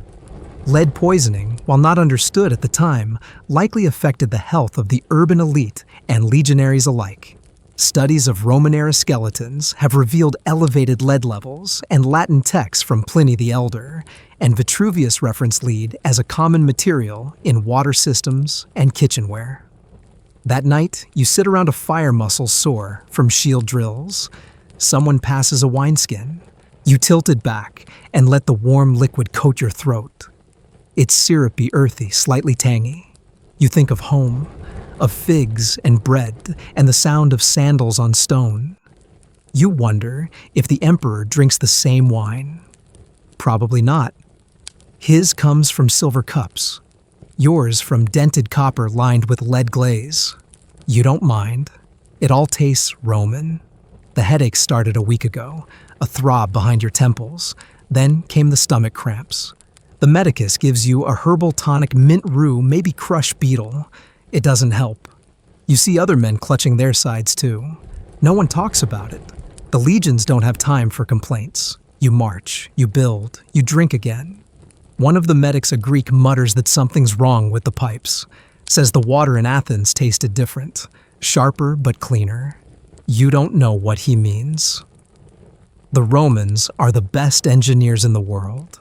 Their aqueducts span valleys, pierce mountains, carry water with mathematical grace. How could they be wrong? Later, when you're off duty, you visit the latrine trench and see streaks of blood in the waste pit. You look around. No one makes eye contact. You rinse your hands with water from the same stream that feeds the cistern. You don't think twice. By month's end, a dozen men have shown signs. Pale gums, trembling hands, unexplained fatigue. A few collapse during drills. The centurion blames weak discipline, orders double rations of wine. No one complains. You sleep harder that night, but wake with your mouth full of copper taste. There's a boy in your unit, not more than 16, who starts speaking nonsense. He claims to see spirits. In the smoke says his bones feel hot. The medic binds his hands so he doesn't scratch himself bloody. They say it's heat stroke. You start to wonder. Scholarly debate. Historians still argue whether lead poisoning contributed significantly to the fall of the Roman Empire. Some point to widespread infertility, mental decline among elites, and population stagnation as evidence of chronic lead exposure. Others argue the levels weren't high enough to cause systemic collapse. What's known is that Roman water and wine, especially among the upper classes, contained measurable lead levels far above modern safety thresholds. You dream of a white room, smooth stone, a basin with water that tastes like metal. A figure in a red cloak offers you a cup. You drink and your teeth hurt. You wake gasping. The next morning, your commander announces a march. 40 miles north. You groan, pack, fill your flask. The water sloshes with a dull heaviness. It's tinged with something, maybe the leather, maybe something else. As you walk, you start noticing other things. The way the older veterans slump early. The way the younger ones twitch in their sleep. One man can't stop biting his nails until he draws blood. Another sings songs from home that no one else remembers. You used to laugh. Now you wonder. There's a scroll circulating in camp written by some philosopher in Rome who claims the gods are punishing men for overreaching. That water should only come from springs, not from stone arches and clever tricks. He warns of invisible toxins. Most men scoff. Rome is eternal. Rome is right. You think of the lead-lined cups in the officers' quarters, the polished pipes that gleam under sunlight, the pride in your architect brother's voice when he spoke of new aqueducts. You wonder what else you've inherited besides discipline, besides empire. You wonder if poison can be passed through patriotism. Quirky tidbit. The Romans didn't just tolerate lead, they celebrated it. The syrup used to sweeten wine called defrutum was often boiled in lead pots, where the metal reacted with acids to create lead acetate, also known as sugar of lead. It gave the wine a distinct flavor and was prized among gourmets. Unknowingly, they were sipping on a neurotoxin. The next time you bathe, you see something floating in the cistern. A gray film. You skim it off. It leaves your hands itching. You scrub until they're raw. You rinse with the same water. You give up. You miss spring water. You miss not knowing. There's talk of a rebellion in the provinces. You're reassigned. Your cohort is thinning, but no one says it aloud.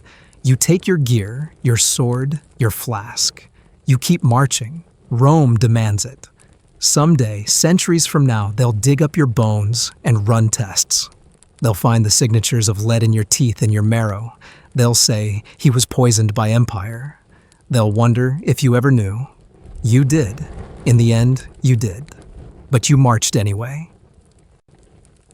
You wake up coughing again. It's not a surprise anymore, just a dry, scratchy echo in your chest that never quite clears. The pillow under your head is coarse, barely more than a folded jacket, and everything smells faintly of oil and stone. You blink your eyes open to a flickering ceiling bulb, the kind that hums even when it's off. You're not in a hospital.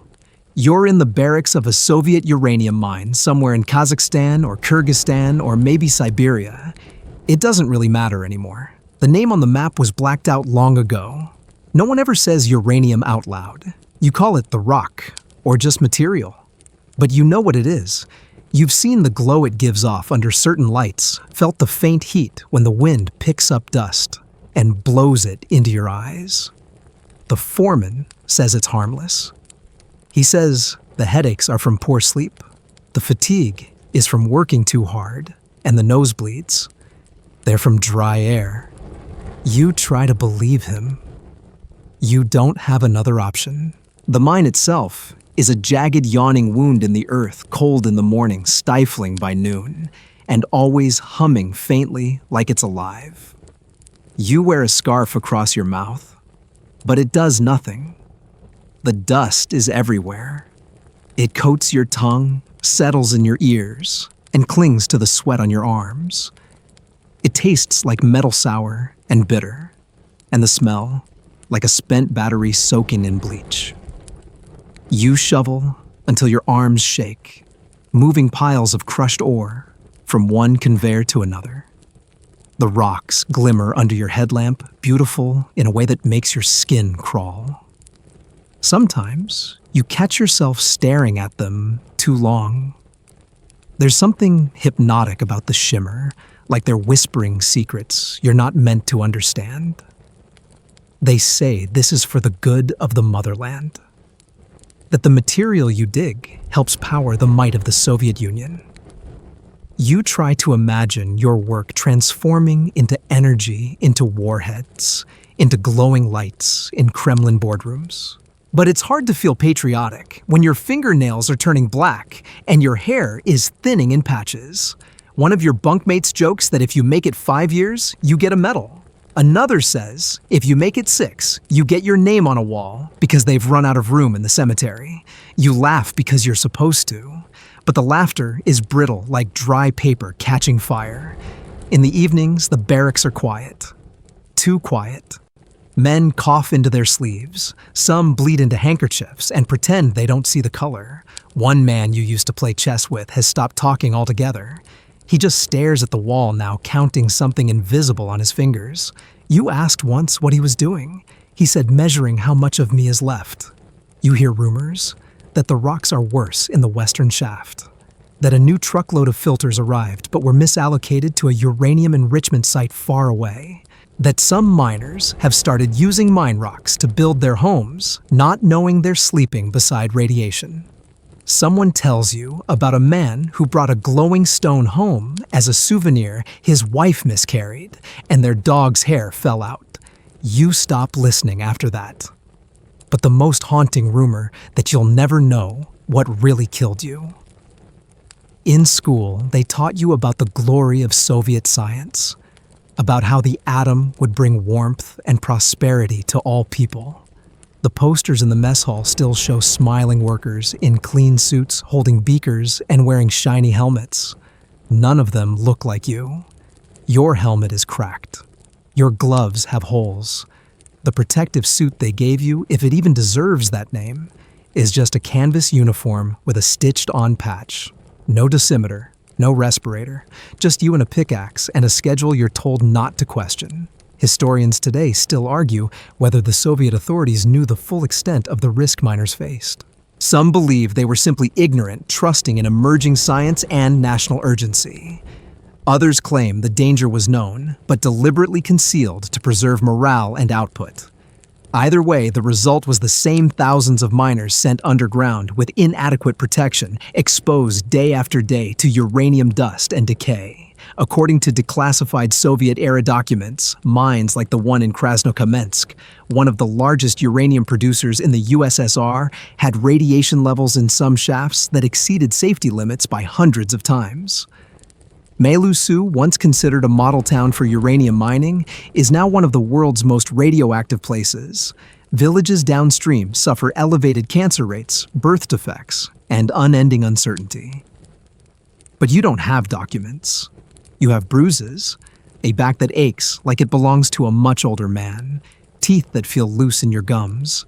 You brush them gently, counting the minutes until they fall out one by one like dominoes in slow motion. Sometimes, you dream of clean air, of walking outside and not tasting copper on your tongue. You imagine grass that doesn't glow under starlight water, that doesn't leave a film on your skin. These are small things, but they feel distant, like fairy tales you once knew and forgot how to finish. In the spring, a new doctor arrives at the camp. Young, hopeful, carrying a black leather bag. He asks questions, takes notes. He even gives you iodine tablets and tells you they might help. The tablets taste like chalk soaked in salt water, but you take them anyway. Within a week, he's gone. Transferred, reassigned, vanished, no one says. But you don't see him again. His notes, too, disappear. You learn to stop asking questions. When your roommate doesn't return from the night shift, you don't ask. When the showers are closed for maintenance for 3 weeks, you don't ask. When the mine supervisor starts wearing a thicker mask and gloves but says nothing to the workers, you definitely don't ask. What you do ask is whether you're still whole. You look at your hands, your face. You press fingers to your ribs and wonder if they've always been this sharp. You examine your eyes in a cracked mirror, searching for something color, brightness, memory. Your reflection doesn't answer. Some nights, the wind shifts and carries the mine dust through your window. You close it, but it's too late. It's already in your lungs. It's in your sheets. It's in the folds of your skin. Decades later, when the Soviet Union is no longer, people will come with Geiger counters and wide eyes. They'll marvel at the readings, snap photographs, write reports. They'll call you a cautionary tale, a remnant, a footnote. But tonight, you're still here, still digging, still breathing the dust of a dying empire. And somehow, against all reason, still hoping, it might all mean something. Because if it doesn't, then all you have left is the silence and the shimmer that never leaves your skin. You wake up coughing again. The air in the cramped room you sleep in tastes like a spent fireplace. You're not in the exclusion zone anymore, but it hardly matters, because in this part of 19th century England, the soot never sleeps.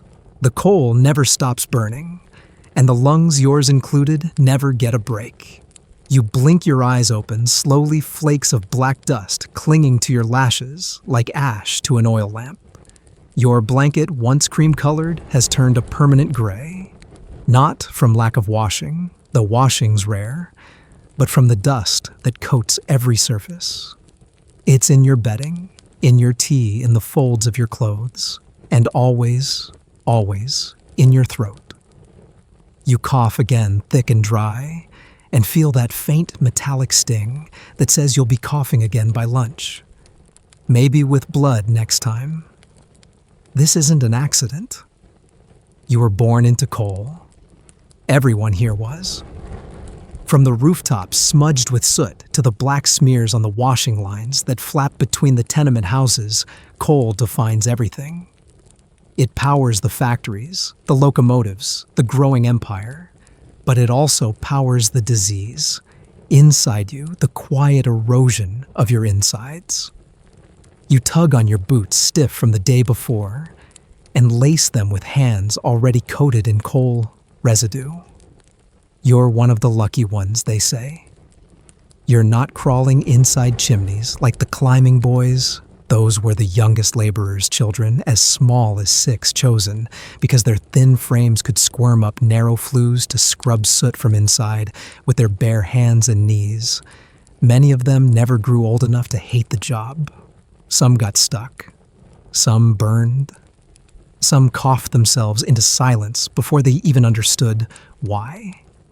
You, at least, are above ground. Today, you're working at the coke ovens, not down in the shaft.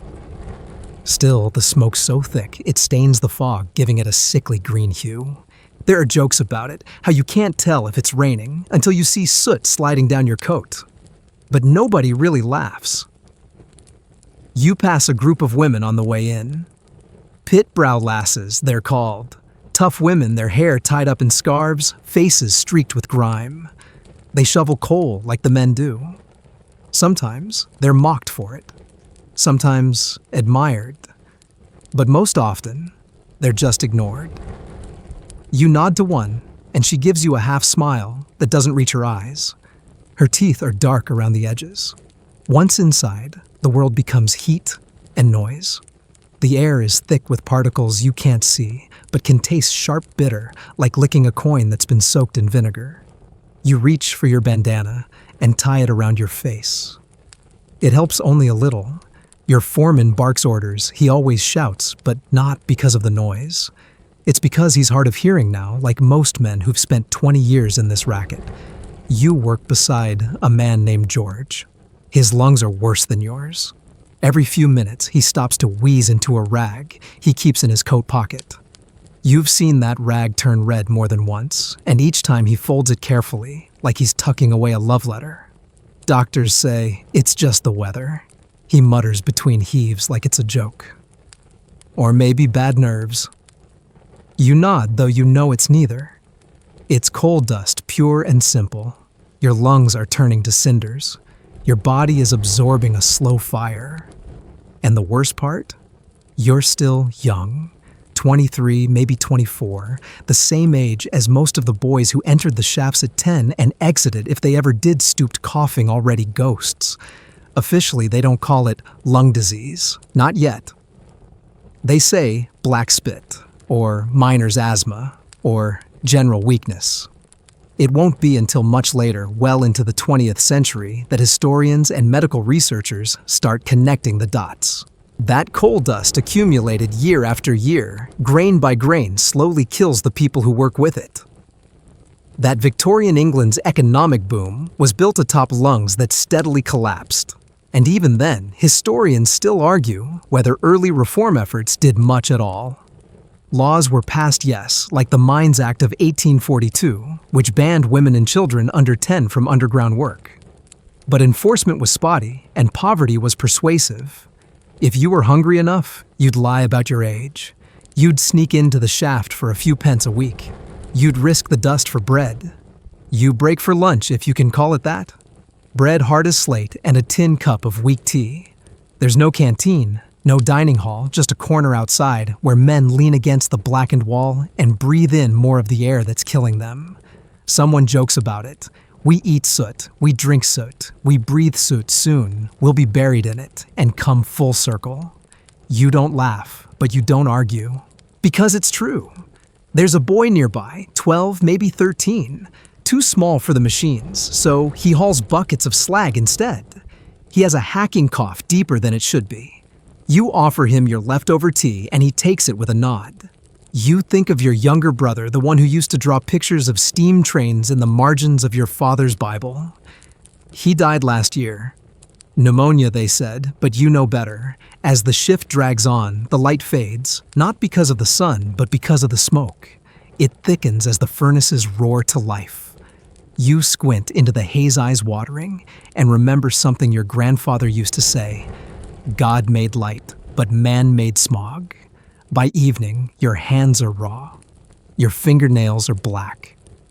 You've washed them, scrubbed them, bitten them, nothing helps.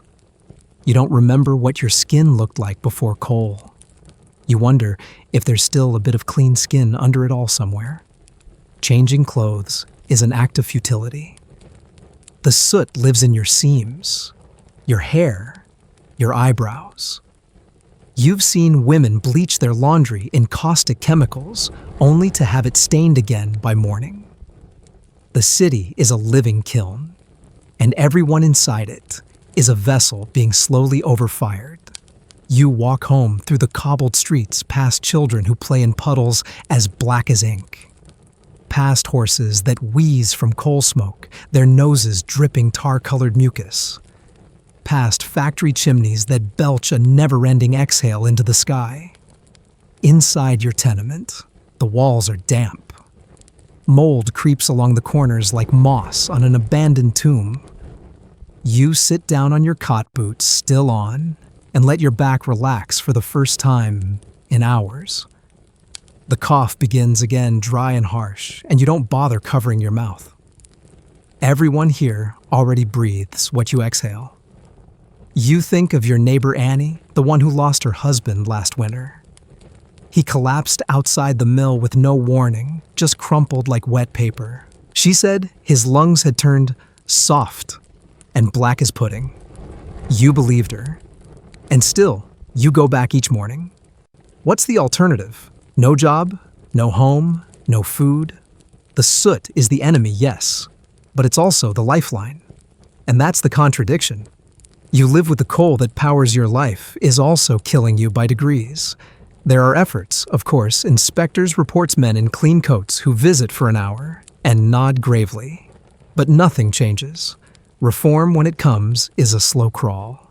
And by the time ventilation systems improve and safety masks become standard and labor laws start to bite, your generation will already be bones in the ground. But don't think it was all tragedy. There was pride, too. The coal fields weren't just pits of suffering. They were communities. There were choirs, cricket matches, supper clubs. There was solidarity. If a man got hurt, the others pitched in. If a widow needed help, meals appeared at her door.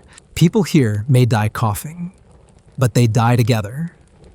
And sometimes that's enough. As you lie back, the soot crackles slightly beneath your shirt. You exhale slowly, eyes on the ceiling, and wonder how long your lungs will hold. Not because you fear the end, but because you're curious how long a body can endure a place that poisons it with every breath. You close your eyes, and the world darkens, not because of sleep, but because the air itself is thick enough to dim the room. You don't talk about it. Not really. Not at the dinner table. Not at the pub. Not even with the others who are coughing just like you. That's the rule, spoken or not. You don't mention the ache in your chest that never goes away. You don't complain about the blood on your handkerchief. You don't describe the moment when you felt something shift inside your ribs and knew without knowing what it meant. Because in places like these, silence isn't just golden. It's survival. You're back in the exclusion zone now. The Chernobyl zone, or rather, a corner of its silent fenced forgotten. You walk slowly past the same gray buildings, their windows staring like empty eye sockets. The trees here have grown wild. Some are twisted at odd angles. Some shimmer with strange hues under certain light. You no longer question it. The checkpoint is unmanned today. Not that it matters. You've got the pass, a name and a number. You wear it on your chest like a relic. But even now, you're not sure who it refers to. You before you, after you still, the coughing's back. Coarse and dry. You grip your side as it doubles you over. For a moment, the only sound in the entire forest is you. Then, nothing again. Just the wind threading through irradiated trees. A bird chirps, but off-key like it forgot the song halfway through. You think of the medal. It sits in a drawer somewhere, or maybe it's already been pawned. It doesn't say sacrifice, or service, or even thank you. It just says you were there, that you lived through something that wasn't supposed to happen, that you cleaned up the future. It's funny how long the silence lasts, how no one called it what it was for years. Radiation sickness became neurasthenia, nervous breakdowns, stress, chemical exposure. You saw men lose their hair in clumps, spit out blood shiver even in summer. You saw it, and you didn't say a word.